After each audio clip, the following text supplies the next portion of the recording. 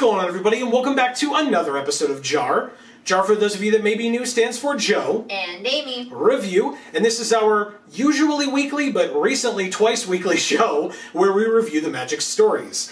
And this week we are here for the start, finally, of the Streets of New Capenna story reviews. I'm super excited, I'm super happy to be here.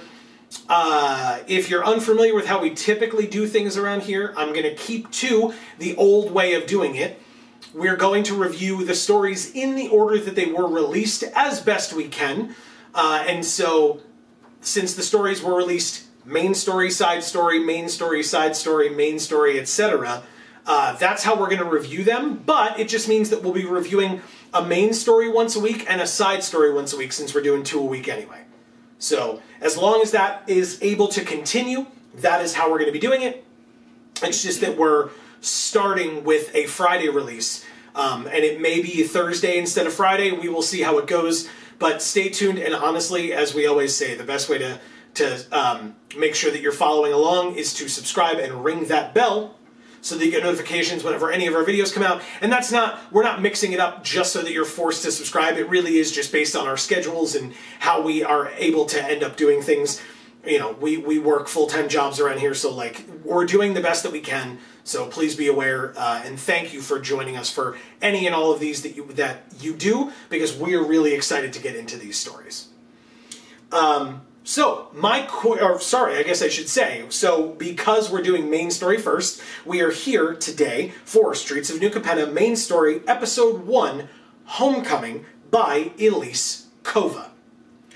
My quick review at the top of this one is I enjoyed this story. I enjoyed Elise's writing style. I thought it was beautifully well written, and I thought it was a really great introduction to the plane and to the stories. Yeah, I was just gonna say I liked this one a lot more. It didn't feel so serious. Sure. You know, it was a little bit like it had a little bit more levity to it, even though it kept talking about murder. It somehow like was also like kind of making fun of itself a little bit, but not too much where it was like a parody. Right. It was just good writing. Yeah. Yeah, so if you have not gotten a chance to read this story yet, just based off of that quick review, before we go into the review itself, and a bit of a discussion of what actually happened, since, you know, we try to help people out. So if you're not interested in reading the story, we'll try to give you as best of context as we can, but it's not going to be perfect. We still recommend that you go read the story, especially because we liked it, right? If we didn't like it, then it's a lot easier to be like, don't waste your time. But because we enjoyed it, it's best to get the author's words, because we're not going to really be able to do them full justice. But regardless, if you are interested in checking this story out or reminding yourself of this story, the top link in the description down below will take you to this story so you can read it for yourself. You don't have to go stumbling around looking for it.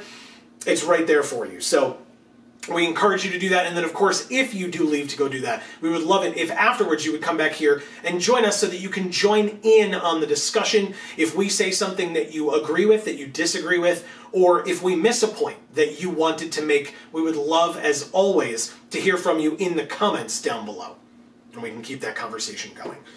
Before we get on to the full review itself, just a quick reminder, thank you so much for being here. I talked about the subscription and ringing the bell already. Don't forget, we have other channels as well. Links down in the description box below, in addition to the link to this story. You will see links to Video Games for All and Gluten Free for All. Video Games for All, people have been popping off over on that channel for us, which we really appreciate. You're all amazing people. We just started Amy's first ever playthrough of Generation 3 of Pokemon with Pokemon Sapphire. The first episode just came out this past Tuesday, and new episodes will be every Tuesday for however long it takes. We've been going through... Too long. Yes. We've been going through Amy's first ever playthrough of Final Fantasy VII, the original, not the remake, on the PlayStation 2 with our friend Dave. That is on Wednesdays.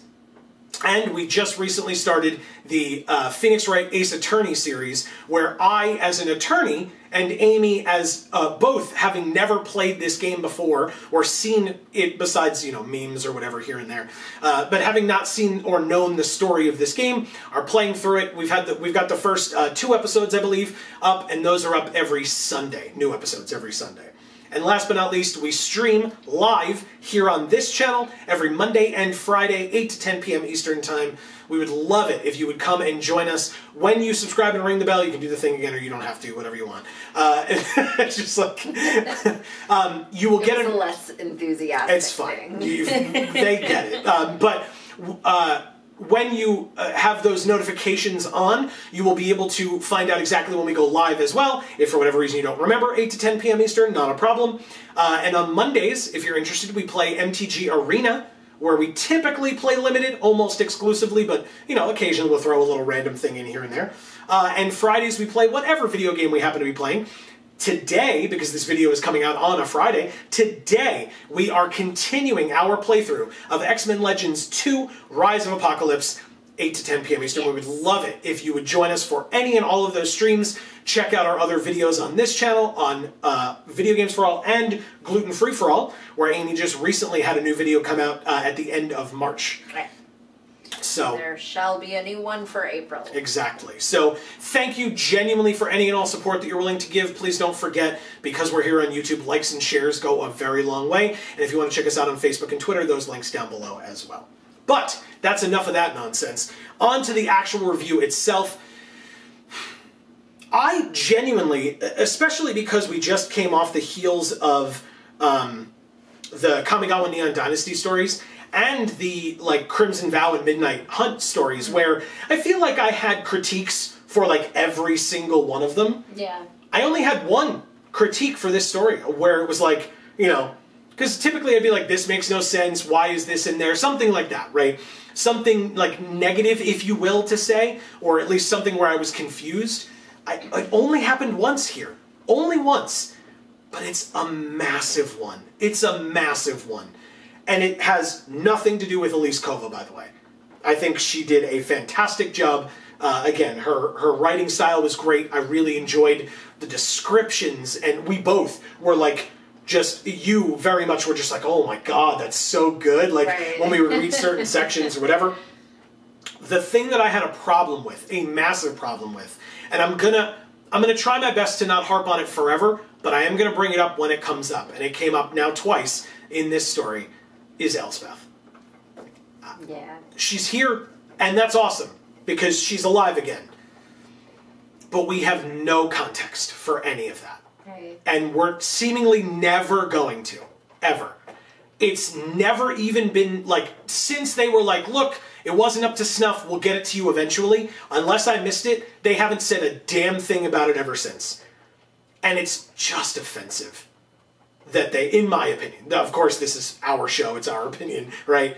I'm just upset. Like, and by upset, I mean, like, annoyed, hurt. Like, this is a character that matters. Yeah. That people really care about, and that you're going to continue writing about.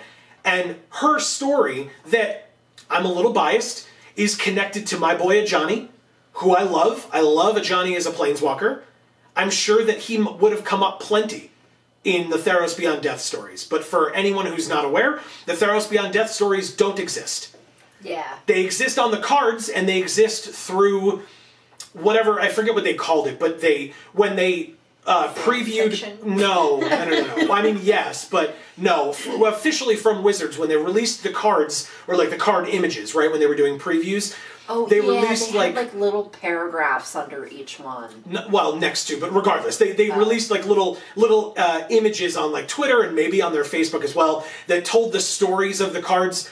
Some of them had like really blatant and awful like grammatical or typographical errors, even though it was like 50, 60 words, which like anybody could have read it and been like, oh, just fix that typo there before you put it out to all of your fans and viewers and etc. Like that was so upsetting. Just like basic shit. They spelled Heliod's name wrong, if I recall correctly. They called him Helios. Oh, okay. Instead of Heliod in one of the descriptions of the Heliod card when the Heliod card was previewed. It's like... It says it on the card. Yeah, it's like right there, right next to it. Like, regardless, that in and of itself, that's very frustrating. It's and so frustrating. because Elspeth is here, it sucks that we don't have more of that context. And so sure enough, this story begins with Elspeth's backstory a bit, but not her coming back to life, which happened during Theros Beyond Death, her dying, which occurred in Journey into Nyx, whose stories do exist. Right. And we could theoretically go back and read those, check those out for ourselves, whatever. Oh, okay. Beautifully written. Again, Elise did an incredible job. It doesn't make a ton of sense that they would do that. Yeah. But it's not her fault. Well, but I got excited because I was sitting there going, okay, well, they got back to her. And you were just like, yeah, they're not going to do the rest of it. Nope. And so, I was like, yeah. So I'm going to try my best not to harp on it because I really enjoyed the rest of this story. Yeah. But that is just like the massive elephant in every room when we're reading these stories. So it's something a lot of elephants. Yeah, it's something that bothers me. And so if it doesn't bother you, like if you genuinely are like, Joe, it happened, get over it, let's move on, I want to know that you feel that way. Not because I promise I'm going to stop talking about it, but I might, right? If people are like, look, we get it, but at the same time, these are great, let Elise tell her story, let the current story team tell their story, whatever. If that's how you feel, I want to know, I want to hear from you. But at the same time, for a character that's so important and that so many people care about, it's something that, it bothers me. It bothers me because of that, because she, right, the character, deserves to have her story told, and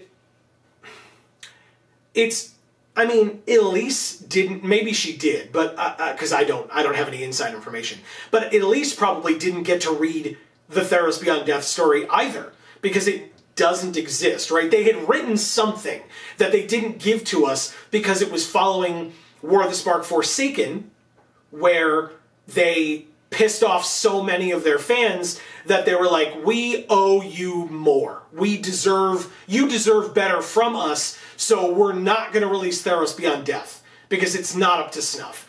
I don't know what that means or what that meant. It means that problematic people wrote it. And/or problematic... Made it problematic. I was going to say, and/or problematic stuff was in it, yes. Yeah.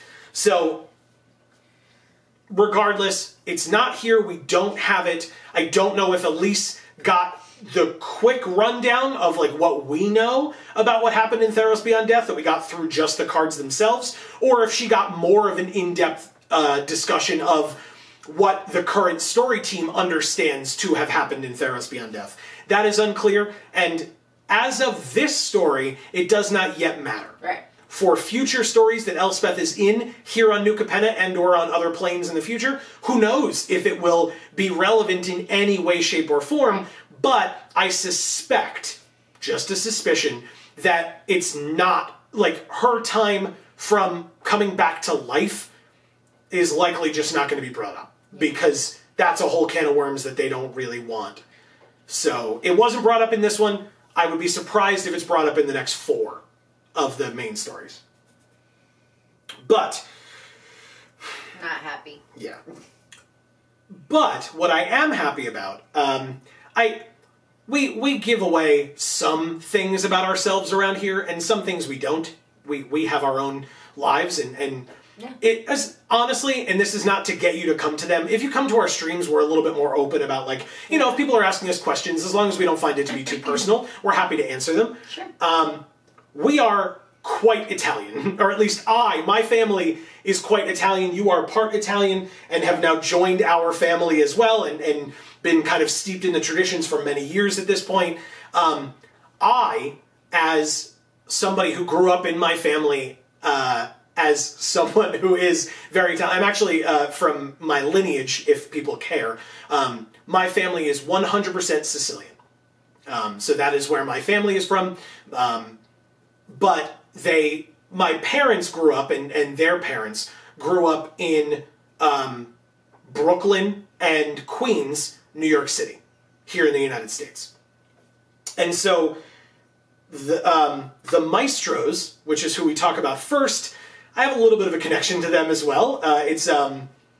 The Maestros are close to a nickname that I had in the past, and a last name, and etc. So I like that a lot. I feel a very close connection to the Maestros for that reason. And that's who we meet first after the Elspeth discussion, is Xander and Deacon Angelo from the Maestros. I appreciated a lot about Xander that they mentioned that he was seemingly is the head of the Maestros, right? That's what Angelo kind of blatantly said. Yeah. That he's the man in charge. And that there's that trope, that Italian trope, that, or at least that mob trope, that business gets done at the tailors, right? It does. It Sure. Absolutely, in movies, in like, Yeah. business gets done at the tailors. But it's usually the boss who is getting a new suit tailored, and the tailor is there, and the tailor is typically in no way in on the discussions that are happening, but they're openly happening in front of this, like, you know, again, traditionally like old Italian man who's like got the measuring tape and the little pins and everything. So I appreciated that trope still existed here, but they turned it on its head because Xander is the tailor here. Right. He's the one making the modifications to Angelo's outfit. So I loved that. That made me smile a lot. Yeah. Where I was like, okay, so taking that classic mob trope and still just turning it right on its head. I appreciated it. I liked it. Very well done. So that was really cool. Yeah, I already talked about the beautiful writing and the awesome descriptive language that was throughout. I mean, just throughout this story, Right. all over the place. And really did a good job of being gorgeous writing, right? And really setting the tone, but also just doing a good job of letting you know who these families were, what their motivations are, what their specialties are, right? So that much... An immersion. Like, it puts you in Yeah. it. You feel what these characters feel. Yeah.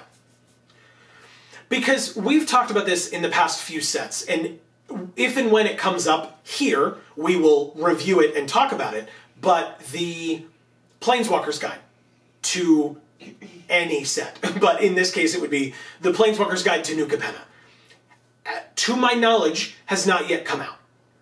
And what we have always said, our opinion is, it needs to have come out first. Yeah. Because you should, and it should be in your story section as well. That's our opinion. You can agree, you can disagree. We'd love to hear from you as always. But this is what we have said for the past many sets. The Planeswalker's Guide, especially for a new plane, the Planeswalker's Guide sets the tone. It lets you know where you are and helps to, if I can borrow your word, immerse you in the plane, in the world, in what's going on, whatever the case may be. So as of yet, the Planeswalker's Guide is not out to my knowledge. And so because of that, the fact that this story really helped to immerse you, I appreciated that. Kaldheim, which is a plane whose story I adore, or at least world building I adore. Adore it. And I echo the things that many people have said, and we have said, of the fact that it deserved more time because of how well fleshed out that place was. I wish we could have spent more time there. Yeah. But still, with those stories, reading some of them was confusing as hell until the Planeswalker's Guide came out, and then it made so much more sense. Right. As of yet, I mean, I don't know what I don't know, but as of yet, I can say I did not in any way feel confused by this story, where I feel like I will have my eyes opened to, or after reading a Planeswalker's Guide in the future, to parts that were unclear to me here. I just didn't feel that way. Whereas in Kaldheim, I was very much like, what the hell's happening? Well, I mean, this is much more modern. Yes. So you can apply the context of real life to it a bit more. Sure.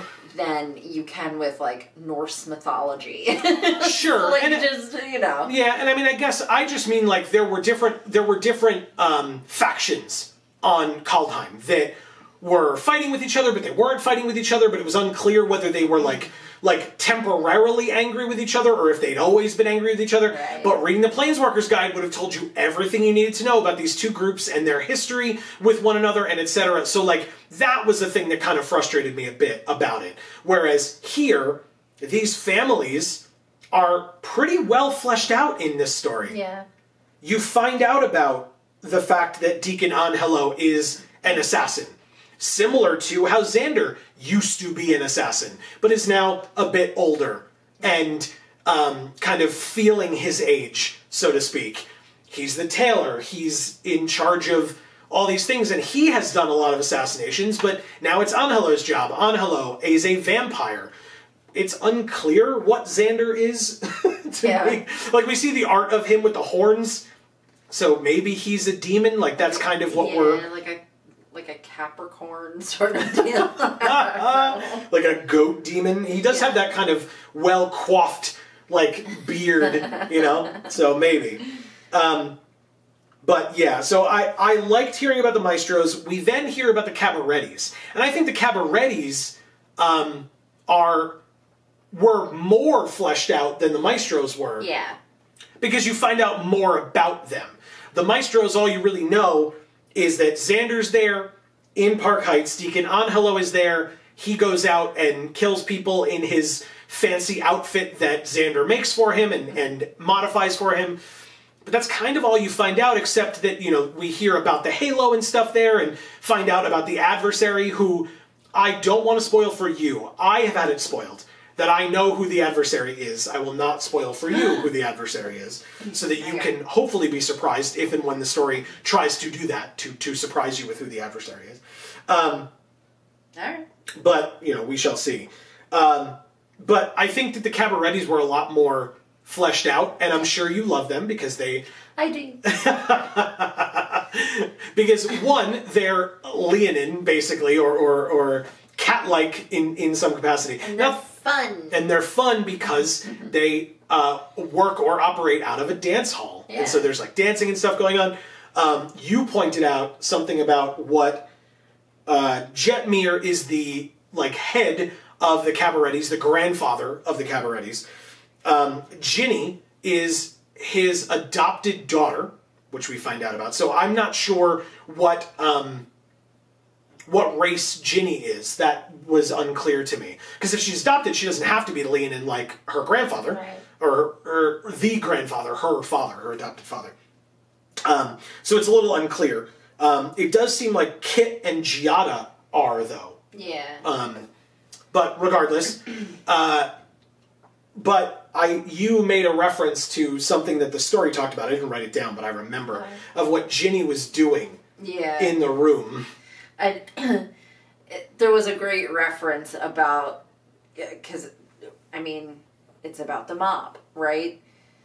So there's this great reference of this female looking up at the glass ceiling, you know, and, you know, wanting this event to be perfect and everything. And the crescendo. Like, yes. Which is such a good name. I love it. What a good name. Oh, sorry. I want you to finish your thought before that's kind of it. Just, you know, women weren't, you know, doing all the dirty work in the mob. Like, they might have facilitated some meetings or whatever, but for the most part, I think it's kind of fair to say that there's a lot of things that the mob did or possibly does that women aren't doing. Yeah. And that's probably a good thing. Mm-hmm. Because nobody should be doing them, frankly. But Yeah. I also, I mean, it's not lost on me that cabaret, like, Yeah. you know, that relationship there with how close those words are, they're for a reason, right? And I'm okay with that. I don't think it's too kind of campy or over the top. Like, they're the theater district. Makes sense, right? Yeah. But we find out a fair bit about kind of seemingly where this story is going to go, like where the conflict of this story comes from. We find out about the font, and the font will be revealed. And I mean, a font is something that water tends to flow from, right? Where you get water, or a liquid in this case, because Times New Roman. The first time I saw it, I was like, the font, and then I was like, oh yeah, it does have another meaning. Okay, I get it. But yeah, I thought of that as well. Very nicely done. I thought it was spelled differently. No. Same No? here. Nope. Again, like I said, the font here is capitalized, which, I mean, you know, likely it wouldn't be if it were referring to Times New Roman or Calibri or whatever the hell. Arial. But, Arial, yeah, exactly. But you find out about the font, which I assume, I don't know this for a fact, I haven't been spoiled on this, so I'll just say, if, you know, because people have read these already, I assume that's what the Phyrexians are after, is the font, especially because Tezzeret talked about the halo and how powerful the halo is. I figured the Phyrexians would want like wingdings or like a, I don't know.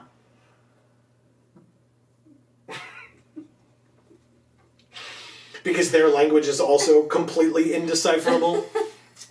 Just like wingdings. God. It's just like a better PR move, right? It's better optics. It doesn't have to look all weird and scrawly. It can be like wingdings. It's fun. You still can't understand it, but it's, haha, there's like a mailbox here randomly as one of the letters. Anyway, thank you, Amy, for that. I appreciate it. Oh, God. I'm so going to lose my train of thought. It's fine. So the font is likely what the Phyrexians are going to be after, because it seems like, based on what Ginny is talking about here, that the font is going to kind of overflow with Halo, which we heard already is a finite resource.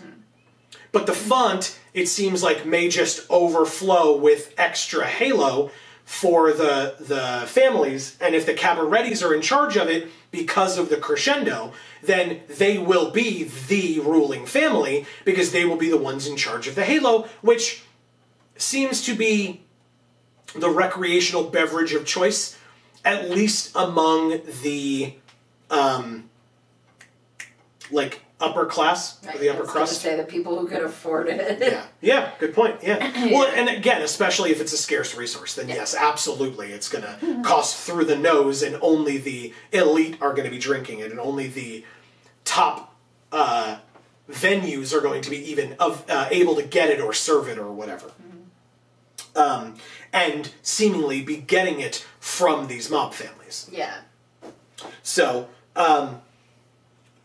I love the name Crescendo as folks who met and grew up doing music and musical theater and things like that. For those who may be unaware, I don't mean to insult anyone by being like, you don't know what it is, so I'm going to explain it to you. I don't mean to mansplain, but for folks who may not be aware of what a crescendo that glass ceiling. For folks who may not be aware of what a crescendo is when music starts quiet and gets louder. And so that act of swelling in that way from quiet to loud is called a crescendo in music and music theory. Then we move from the Cabarettis.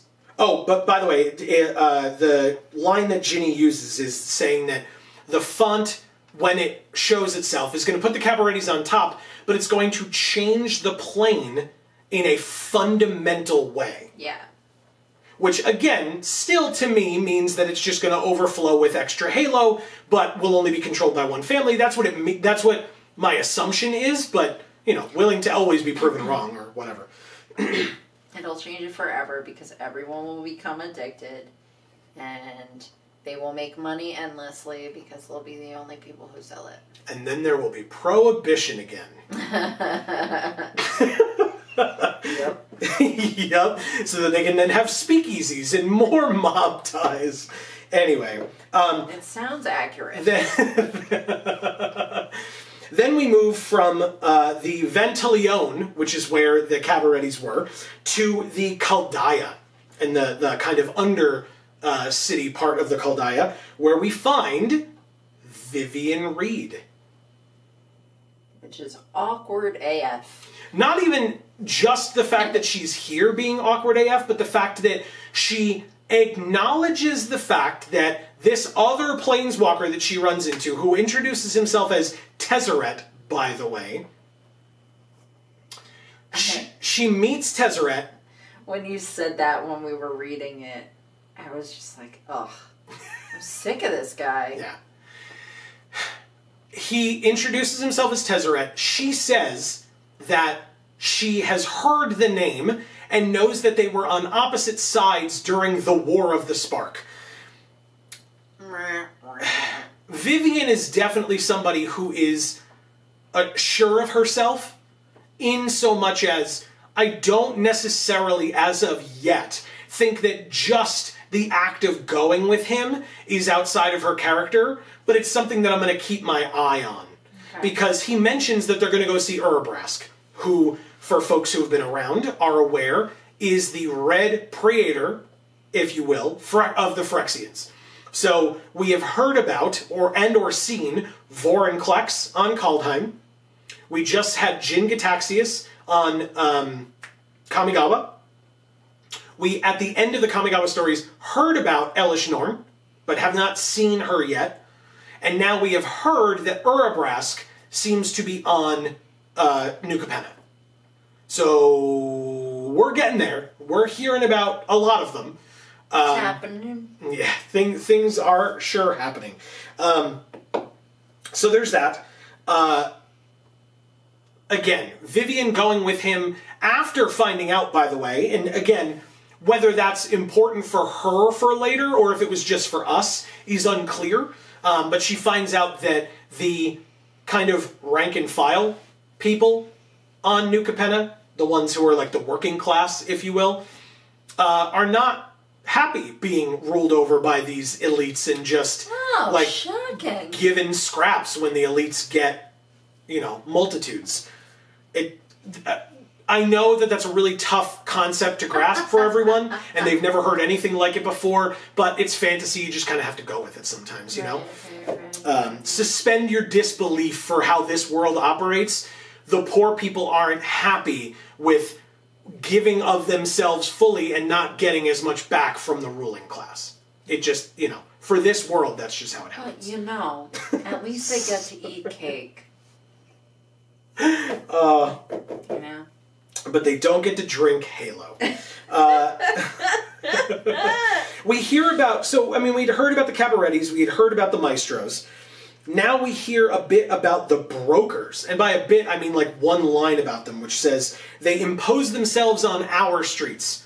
Again, this is being said by Zayatora, who is the, I believe, is that dragon that was speaking, who was kind of rallying the rest of the working class to be like, we build their estates, we harvest their Halo for them, and then they just sit in those estates and drink that Halo and give us nothing for it. Oh, what does that sound like? Again, like I said, you're going to have to suspend your disbelief. There's nothing that could be compared to that. No. Nothing at all. No, definitely not slavery. By the way, I will not make it akin to slavery, but I do want to mention, personal story, because my family came from Brooklyn and Queens, my family did help build, my grandfather and his brothers on my father's side, did help build many of the skyscrapers in Manhattan, including the Empire State Building and the World Trade Center towers. So I get it. I get that idea and that concept of like, my father tells of, not intense struggling, but that, they lived a modest lifestyle because they kind of had to. Somebody fell. Uncle Tony fell. Yeah. Off of 3 stories, 4 stories? I don't know. Something like that. He survived, which is insane to me. Yeah. I wouldn't believe it if it wasn't corroborated by multiple people. Yeah. It's an insane story to me. I'm just sitting here going, when's he gonna say it? Yeah. It's pretty crazy. But, so yeah, anyway. So I appreciate hearing that there is the working class who are not super happy with, whatever. So, but that they're the ones that built these estates and stuff. Because I come from the people that built the big buildings and everything. So, solidarity, I appreciate that. Okay. And then, I guess, last but not least, is Elspeth is back at the end. So it's kind of end-capped, or bookended. That's the word I was looking for. End-capped. Bookended. Beginning is Elspeth in the past, and her dying. Then we don't know that she came back to life, but we kind of do. And then she's here at the end. She is on New Capenna. She's getting off the train, and she says that a Johnny told her that this place is her home. She's not sure about that yet, but she's here to explore that and try to figure that out. So she feels real fucking out of place. Can't blame her. Yeah. But she's sitting there going, Johnny, you serious? Yeah. Did I make a wrong turn? Yeah. I partially lied. There's one other thing that I don't enjoy about this story, and that's the title. Oh. What was the title? We used to talk about story titles like all the time because they were so good about like what the story was about or whatever. Yeah. But the story's called Homecoming. And the end of the story is Elspeth discussing the fact that a Johnny told her that this place was home. We've never been here before. So, like, if we were coming back to Ravnica and wizards knew that that was everyone's favorite, or many people's favorite planes. I didn't mean to misspeak there, I apologize. But that many people found it to be their favorite plane, and maybe that's where a lot of people started playing Magic, who are still playing today. They might feel that returning to Ravnica in some capacity, no pun intended, return to Ravnica, but returning to Ravnica in some capacity would be like a homecoming. Then that could make sense. But what this story does that I don't appreciate with its name is sort of give away the ending with the name. So, brief story if you'll indulge. Okay. And if you'll all indulge, because I haven't told enough of this today. I'm interested to hear what you're about to say. It's you will not be surprised once I say it. Okay. We worked at a summer camp. And one of the things that we would have to do at that summer camp is sing songs, do skits and stuff to entertain the kids. And the skits would be, by the staff, would be called specific things because that was you would know what the skit was because of the title for the skit. But a lot of times the title for the skit was the punchline of the skit. Right. And so a lot of times when we would go up to do that skit at like the opening campfire or whatever, when all the kids are sitting in the seats and they're ready to watch us, they would announce like, okay, Joe and Amy are up next with this. And the name of the skit was the punchline. And it just gave away the punchline to the whole thing. The one that I guess I can talk about is, very quickly, is there's a weakling who, or a big buff guy who walks into a bar and sees a little small person sitting in his seat and picks him up and he says, "You're in my seat," and he punches him and he says, tell, and says to the bartender, and says to the bartender when he wakes up or when he comes to, you tell him that was a punch from Panama. Biff. Okay. The next day, big guy comes in, grabs the little guy, "You're in my seat," slaps him across the face, knocks him out. When he comes to, you tell him that was a slap from, Singapore or something. And then last but not least, the third day, big guy is sitting in the seat, small guy comes in, picks up, or picks the guy up, or taps him on the shoulder, and says, "You're in my seat," clocks him over the head with a stick, which, you know, we were using a stick because we were in the middle of the woods. Guy falls to the ground. Small guy says to the bartender, when he comes to, you tell him that was a crowbar from Sears. That's the skit. It's very funny. We enjoyed it. It's a good time. Was it funny? I liked it. Okay. But when we would announce the skit, for a very long time, we would announce it as crowbar from Sears. It's the punchline to the whole thing. So if you come up and you say it's crowbar from Sears, then the whole time it's like, oh, punch from Pakistan, slap from Singapore, huh, I wonder what this is going to be. Oh, look, it's a crowbar from Sears. You gave away the punchline in the description of the thing before anyone even saw it. Right. So here, where it's homecoming, the thumbnail art, or the art that is shown in like little preview form on the Magic story page for this story, is Vivian Reed. But we all know she's from Scala, or Scala, or however you want to pronounce it. So it's not her homecoming, and it's not Tezzeret's homecoming, and we don't hear about Ob Nixilis yet in this story. So obviously, by the time you get to the end and it's Elspeth again, and the fact that she started the story, I guess it's Elspeth's homecoming. Yeah. Well, that would have been a kind of a cool reveal if it wasn't titled Homecoming. What would have been a cool reveal is if they said that there was time travel and this is actually Theros, but in the future. That sounds awful. Why is that what you want? It's not what I want. I didn't say that. I said it would be cool. It wouldn't. It wouldn't It's not be. what I want. It's what no one wants. Anyway, that bothered me, and I hope that that story actually helped, as opposed to just being a waste of everyone's time. But I don't appreciate, or I didn't appreciate, that by the time I got to the Elspeth portion of the story, I was like, this is her home? And then it was like, Johnny told me this was my home, and it's like, I wouldn't have needed to, like, check. Yeah, like, I didn't need all that. There. Yeah.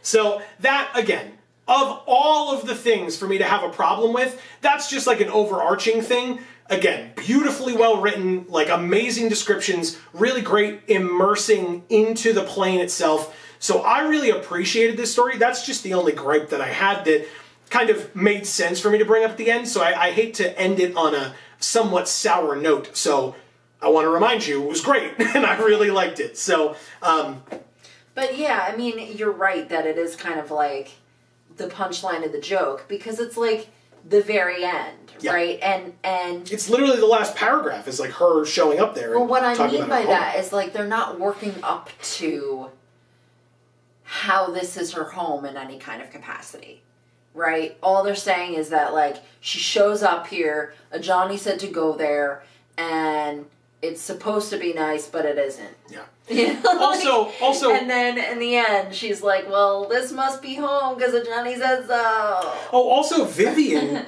interestingly pointed out in her story that she, and as the Green Planeswalker, it makes perfect sense, she notices that nature is kind of out of whack here, because it kind of doesn't exist. Like, the city has taken over that, and even where nature would be, it's kind of been bastardized with metal to look like nature. Like, they have things that look like waterfalls, but they're metal. Like, it's not nature at all, but they are pretending that it's nature. And Vivian is noticing that, like, the plane itself is injured or damaged because of it, and she said she's kind of just like waiting. The art at Burning Man is like, I mean, that's all like thatches and stuff or whatever, but it's like, you know, supposed to be like, I don't know, very nature-y, when in reality it's just like a very man-made thing, yeah. and it's very apparent that it's a man-made thing. You know. So she says that she's like waiting for it to like split in two. So again, kind of a big deal, kind of a problem, bad. And even the planet just like cracks and then... Yeah, and even Jetmir kind of says, Jetmir of the Cabaretti says to Ginny, you know, if the plane is even still around next year when the next crescendo happens. Yeah, who knows? Probably won't be. So maybe he knows something that we don't, or that other people don't, or maybe he was just making a statement that could be kind of more true than he knows. Yeah. Who can say? But yeah, I just exactly Jetmir Stradamus. But I just wanted to bring up the title, like the homecoming thing, because I think that it unintentionally, like because it involves Elspeth, I think it's unintentional, but I think it sucks because it's just compounded with her lack of her last story, her most recent story. Like, you didn't need to do it again by, like, spoiling it further, And again, it's douchey. Yeah, that's just, well, again, I'm going to disagree with that phrasing of it. Okay. I don't like that it was done. I don't think it was done intentionally. I could be wrong. I just, to me, because I'm so upset by the fact that the Theros Beyond Death stories don't exist, I was frustrated by how she was presented here in the first story that we've technically seen her in since Journey into Nyx. Like, written story that we've seen her in since Journey into Nyx. That bothered me a bit. So I think it's just a I think it's douchey because I think they're back here, our expectations are all the way out here, and so they're like, they're like reaching so hard, Yeah. But they're like not even close. I am hoping, beyond hope, that in the coming weeks we eat our words. And that we can be proven, not even proven wrong, because I'm not saying that this is indicative of what is to come. I have no idea of what's to come, but based on how well this was written, I'm super looking forward to the rest. Right. So, agreed. Yes. So we'll have main story number 2 next Friday or Thursday, but we will have the first side story hopefully this Monday. Like I said, it's all schedule permitting. Don't forget to subscribe and ring that bell. You can do it now. It's been a while. So that you get those notifications when those videos come out. We will get them to you as soon as we can, because this is very important to us. Whether it relates to my heritage or not, it's still important. And so thank you for coming along with us on this journey. We would love to hear your thoughts about anything that we discussed today. As always, in the comments down below. Did you have anything else for this one, or you're good? I didn't want to, I want to just make sure. Okay, it's fine if you don't. Didn't I have you write stuff down? No. Oh. Oops. No. Yeah, there was a couple of things that I was like, definitely write that down. No, I mean, there were some of the language, but you didn't ask me to, like, write down the quotes or anything like that. Oh. But again, like... I guess I should have been more on top of that. With the descriptions and stuff, like, I just... You should read the story. Yeah, like, it's just so... definitely read it. It's great. It's really good. And honestly, especially for a first story that did a really good job, like we said, of immersing you and setting the stage, not very long. Not very long, not very time-consuming. Like, a nice, pleasant read. Except for the murder. There wasn't any. I mean, they discussed assassinations, sure. And it was, there was a point where the language was like, whoa, alright. Alright, fair enough. I didn't notice that, but that's a good perspective to... You agreed with me when I said it. Well, now that we are, 20 minutes removed or whatever, an hour removed from reading it, I don't recall anymore. So I apologize. Thank you for reminding me. But whatever. But as Just we read it. It's good. Yeah, it's definitely worth your time, in our opinion. And give us your opinions, as I said, in the comments down below. Going through these stories where Elspeth is back, and hopefully enjoying them and finding newfound love for an old, familiar Planeswalker in whatever capacity is a really great way for all of you to join us as we show off our... #Vorthos Pride. That's right. Thank you all so very much for being here. Don't forget, if you're watching this the day it comes out, we're streaming tonight, 8 to 10 p.m. Eastern, but otherwise, the next JaAR will hopefully be out on Monday, along with our stream for MTG Arena, 8 to 10 p.m. Eastern that night as well. So thank you all. We hope to see you sometime in the future. But for now, from us here at the Geek for All family of channels, I have been Joe. And I'm Amy. And as we always say, in whichever video of ours you watch next, we will see you all next time. Thanks, everybody.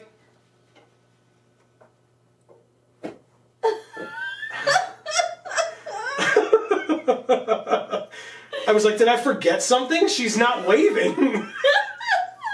No, but I interacted with the camera enough to be like, oh no, that's me.